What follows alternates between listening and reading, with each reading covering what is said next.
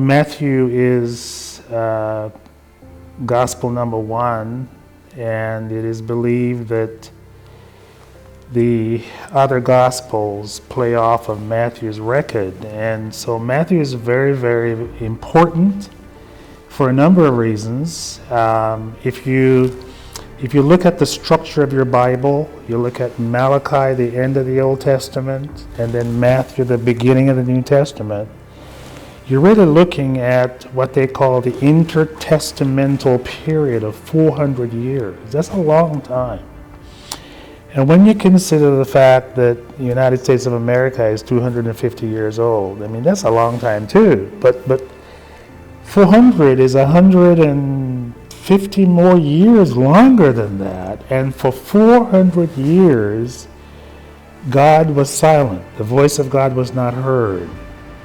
And the people languished. They wanted to hear from God. And suddenly now, Matthew opens this whole new vista, and we hear God announcing the coming of the good news in Jesus Christ. And Matthew, we have Matthew to thank for introducing that.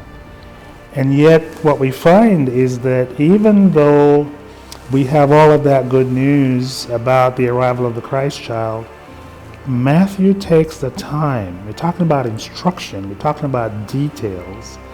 Matthew takes the time to give us the genealogical record of Jesus that takes it all the way back. And he goes all the way back to Abraham because he's writing to the Jews. He wants to convince the Jews that Jesus Christ is God's Messiah, that the anticipated coming of this person that the nation of Israel looked forward to.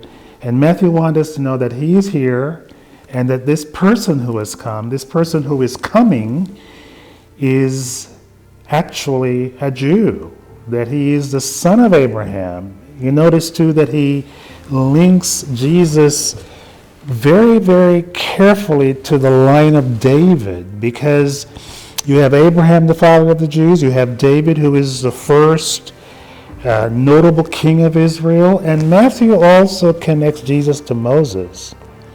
And Moses was the quintessential leader of the people of Israel. And so basically he's saying, here comes your new Moses. The first Moses, great as he was, he tried to get the people he got them out of Egypt by God's hand, walked them through the wilderness for 40 years. He didn't make it in. The people, they dropped the ball, they fumbled the ball. And Matthew wants us now to meet this new Moses who will not fail in any way. He's a new Moses who will lead the people of God, the spiritual Israel, into God's spiritual promised land.